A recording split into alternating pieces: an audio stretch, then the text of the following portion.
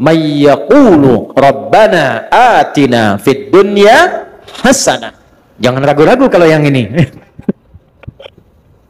Wa fil akhirati hasanah wa qina. Kita tak bisa hukumi status seseorang, tak bisa hukumi iman dan baiknya seseorang, tapi kita bisa melihat tapak dan jejak kebaikan yang ditinggalkan oleh orang itu. Kan kalau ingin lihat orang husnul khatimah, baik atau tidaknya, karena itu husnul khatimah, bukan husnul bidayah. Husnulnya di akhir, kebaikan tampaknya di akhir. Setelah wafat, tampaklah kebaikan-kebaikannya, virallah kemuliaan-kemuliaannya. Itulah kemudian yang kita ikuti tapak jejaknya. Maka bagaimana menjadikan semua nilai kebaikan itu punya nilai di akhirat? Karena nanti, mohon maaf, ada orang pun ahli dunia tapi baik. Jangan salah, ahli dunia tapi baik. Cuman sayang kebaikannya tidak disiapkan untuk akhiratnya. Zaman Nabi itu ada orang belum beriman, non-muslim, baiknya luar biasa, sedekah ke orang, sosialnya tinggi, mengatasi kesulitan orang lain, bantu memudahkan akses. Maka Sayyidah Aisyah radhiyallahu taala anha bertanya pada Rasulullah, "Ya Rasulullah, wahai Rasulullah, bagaimana status orang ini di akhirat sementara dia ini baik sekali tapi imannya belum ada?" Maka turunlah Quran surah ke-25 ayat ke-23. Wa qadimna ila ma 'amilu min 'amalin faj'alnahu haba'an manthura. Wa qadimna, naknya li ta'zimin nafsi fi ta'zimin sya'ni, menunjukkan keagungan Allah pada sesuatu yang sangat penting. Jadi kalau kita terjemahkan dengan tafsir, demi keagunganku dan keadilanku, aku berikan balasan untuk dunianya, tapi di akhirat dia tidak bernilai. Jadi kalau ada orang berbuat baik untuk dunia, tapi dia tidak siapkan untuk akhiratnya, keadilan Allah menjawab dan membalas kebaikan dia itu di dunia. Tak adil kalau Allah balas di akhirat, sebab dia berbuat baik dengan hukum dunia, maka Allah balas pula dengan hukum dunia. Tuh. Baiknya karena dunia, maka diangkat orang itu, disebut-sebut orang itu, disanjung orang itu. Ada pula yang mendoakan. Tapi kalau tidak ada kunci akhiratnya, di akhirat kebaikan itu hanya akan jadi debu yang berterbangan. Detil Al-Quran. Debunya terbang. Kalau terbang kan tak bisa ditimbang. Kalau debunya hinggap, masih ada berat. Tapi kalau debunya terbang, bagaimana menimbangnya? Maka kunci pertama, bagaimana kita menyiapkan bekal ke akhirat tanpa meninggalkan dunia. Yang pertama, rubahlah rutinitas dunia kita menjadi ibadah. Satu. Maka berubahlah perbuatan kita dari sekedar rutinitas amal, punya sifat ibadah, namanya soleh. Maka amalnya berubah menjadi amal soleh. Setiap amal yang menjadi soleh, maka dia punya sifat baru, namanya hasanah. Ketika amal menjadi hasanah, maka dia punya poin. Poin inilah yang disebut bekal akhirat, namanya ajrun, yang kita sebut pahala. Pekerjaannya tetap dunia, tapi pekerjaan dunia ini karena diniatkan menjadi ibadah, amalnya menjadi saleh, perbuatan baiknya diridhai Allah menjadi hasanah, maka setiap hasanah punya nilai akhirat. Dari mana dalilnya? Quran surah ke-6 ayat 160. Man jaa'a bil hasanati falahu 'asyru amthaliha. Setiap perbuatan yang baik yang kita kerjakan dengan niat akhirat menjadi hasanah, akan dikonfirmasi hasanah ini di akhirat dalam bentuk pahala sebagai bekal pulang. Karena itu doanya, Rabbana atina fid dunya hasanah, dikonfirmasi hasanahnya di akhirat, wa fil akhirati hasanah. Nah sekarang, bagaimana cara merubah perbuatan dunia menjadi hasanah, menjadi punya nilai akhirat? Kerjakanlah dengan menggunakan iman. Saya ulangi, pakai iman. Itulah yang menjadikan hampir kata-kata amal soleh dalam Al-Quran didahului oleh kalimat iman. Contoh, surah 103. Wal 'asr. Innal insana lafi khusr. Illa alladhina amanu wa amilus shalihat. Jadi kalau ada iman, sudah pasti perbuatan kita itu dibimbing iman jadi amal soleh, bukan sekedar amal. Kalau amal saja belum tentu soleh, jadi dunia. Ini gelas untuk minum, diisi air, kemudian kita minum, minumnya pakai iman, maka minum itu amal, meminum menggunakan iman berubah amal menjadi soleh.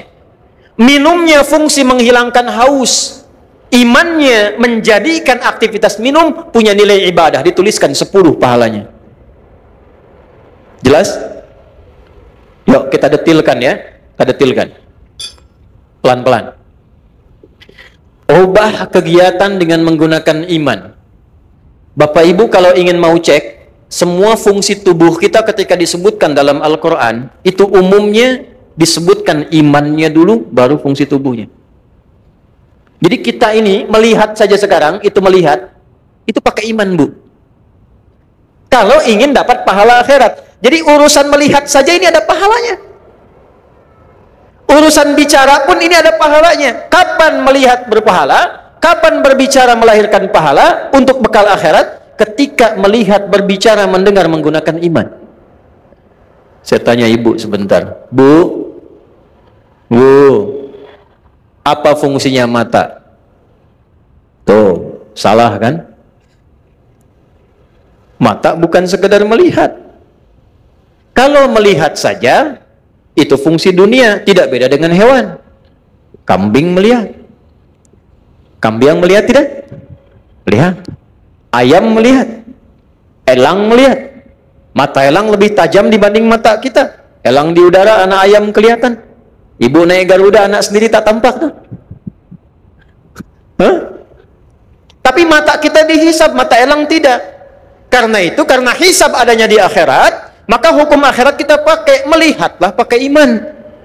Dari mana rumus melihat pakai iman? Laki-laki Quran surah ke-24 ayat 30, perempuan ayat 31-nya. Imannya disebutkan, baru fungsi matanya. Qul lil mu'minina yaghuddu min absarihim. Qul, katakan Muhammad, viralkan. Bahasa sekarang viralkan tuh, viralkan.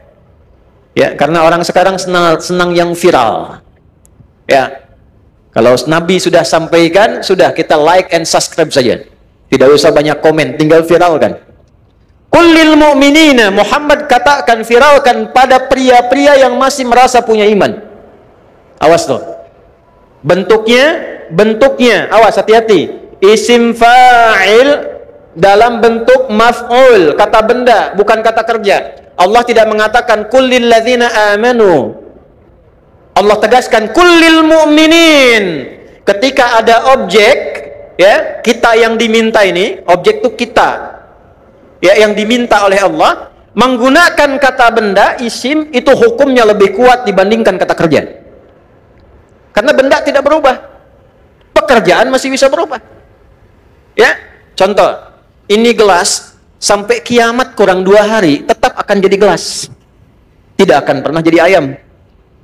Karena benda. Tapi semua terkait pekerjaan, ya, maaf, termasuk masuk kepada sifat, karena dia unsur pekerjaan pasti berubah. Sayang, itu sifat yang masuk pada kata kerja.